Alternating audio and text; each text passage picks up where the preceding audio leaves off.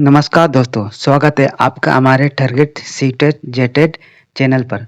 आज की इस वीडियो में हम सीटेड जेटेड के 16 बेहद महत्वपूर्ण प्रश्नों को उत्तर और आसान व्याख्या के साथ समझेंगे। ठीक है, ये प्रश्न पिछले वर्षों के परीक्षा पैटर्न पर आधारित है। ठीक है, वीडियो को अंत तक जरूर देखें क्योंकि हर प्रश्न के साथ ऐसी व्याख्या दी जाएगी जिससे आपको सही उत्तर याद रखने में आसानी होगी। चलिए बिना समय गंवाए शुरू करते हैं आज का 16 महत्वपूर्ण प्रश्नों का सेट। प्रश्न 1। निम्नलिखित में से कौन सा बाल विकास का एक सिद्धांत नहीं है? सही उत्तर 2। सभी विकास तथा अधिगम एक समान गति से आगे बढ़ते हैं। व्याख्या। विकास एक निरंतर चलने वाली प्रक्रिया है, लेकिन सभी बच्चों में इसके आगे बढ़ने की दर या गति अलग अलग होती है। वैयक्तिक भिन्नता का सिद्धांत। इसलिए यह कहना गलत है कि सभी विकास और अधिगम एक समान गति से आगे बढ़ते हैं। प्रश्न 2। निम्नलिखित में से कौन सा आकलन करने का सर्वाधिक उपयुक्त तरीका है? सही उत्तर 4। आकलन शिक्षण अधिगम में अंतर्निहित प्रक्रिया है। व्याख्या। आधुनिक शिक्षा शास्त्र के अनुसार आकलन असेसमेंट कोई अलग से की जाने वाली गतिविधि नहीं है, बल्कि यह सीखने सिखाने की प्रक्रिया के दौरान ही लगातार सतत एवं व्यापक रूप से चलते रहना चाहिए ताकि समय पर बच्चों की कमियों को सुधारा जा सके।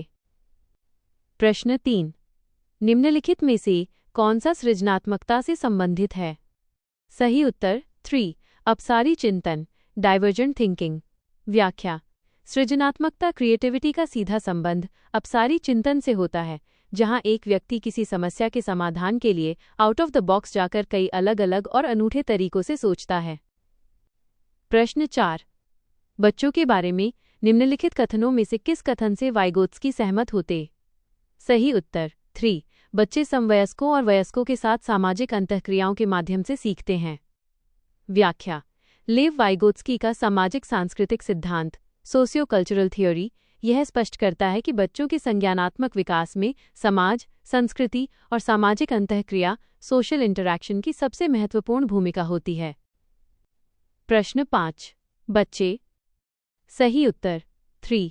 जिज्ञासु प्राणी होते हैं जो अपने चारों ओर के जगत को खोजने के लिए अपने ही तकों और क्षमताओं का उपयोग करते हैं। व्याख्या। जीन पियाजे के अनुसार बच्चे सक्रिय ज्ञान निर्माता और नन्हे वैज्ञानिक होते हैं। वे खाली बर्तन ब्लैंक स्लेट नहीं होते, बल्कि अपने आसपास के वातावरण को समझने के लिए उत्सुक और जिज्ञासु होते हैं।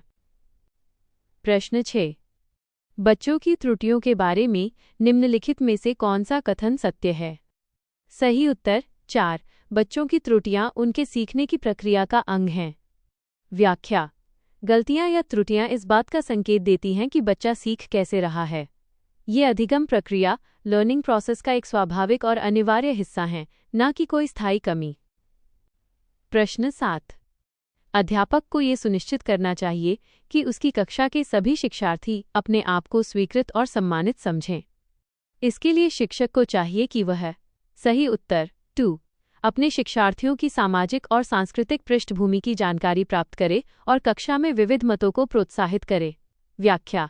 एक समावेशी और संवेदनशील शिक्षक वही है जो कक्षा की सांस्कृतिक और सामाजिक विविधता का सम्मान करता है और सभी बच्चों के अनुभवों को शिक्षण का हिस्सा बनाता है ताकि हर बच्चा जुड़ाव महसूस कर सके। प्रश्न 8। सुरेश सामान्य रूप से एक शांत कमरे में अकेले पढ़ना चाहता है, जबकि मदन एक समूह में अपने मित्रों के साथ पढ़ना चाहता है। ये उनके अंडरस्कोर में विभिन्नता के कारण है। सही उत्तर 1। अधिगम शैली लर्निंग स्टाइल्स। व्याख्या। हर व्यक्ति के सीखने का तरीका अलग होता है। सुरेश को अकेले एकांत में पढ़ना पसंद है इंट्रापर्सनल स्टाइल, जबकि मदन को समूह में इंटरपर्सनल स्टाइल।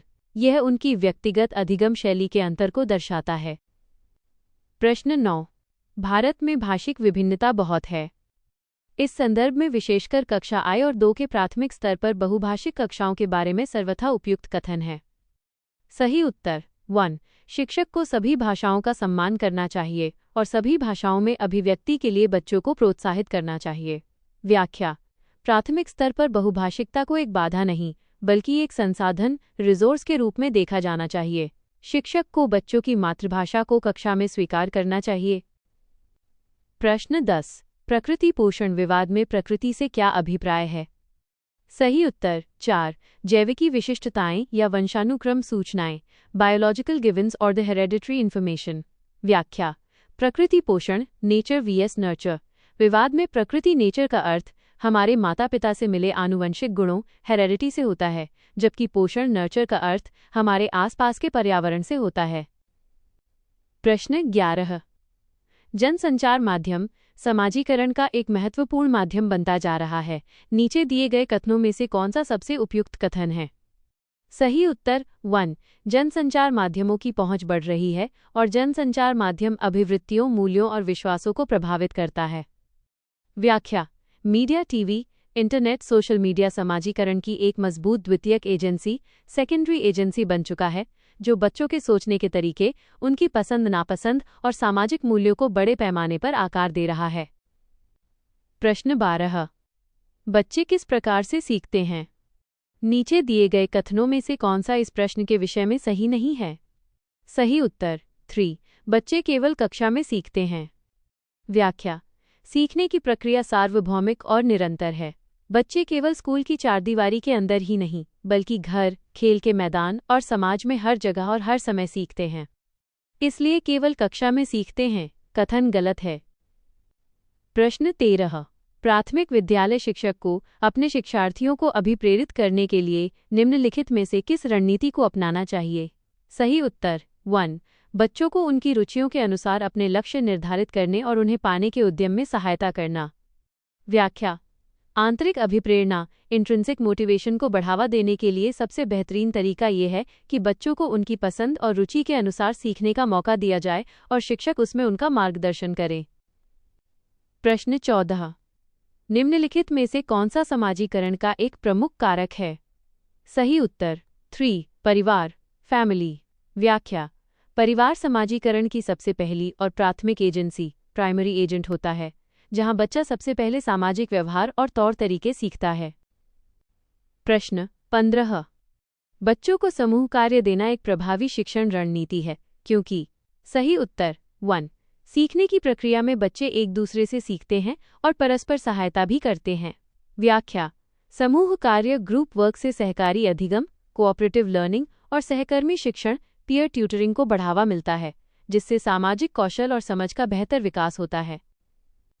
प्रश्न 16 एक औसत बुद्धि वाला बच्चा यदि भाषा को पढ़ने एवं समझने में कठिनाई प्रदर्शित करता है तो ये संकेत देता है कि बच्चा ___ का लक्षण प्रदर्शित कर रहा है। सही उत्तर 3 पठन अक्षमता, डिस्लेक्सिया बाय डिस्लेक्सिया। व्याख्या: पढ़ने, अक्षरों को पहचानने और लिखित भाषा को समझने में होने वाली कठिनाई को डिस्लेक्सिया, पठन अक्षमता कहा जाता है।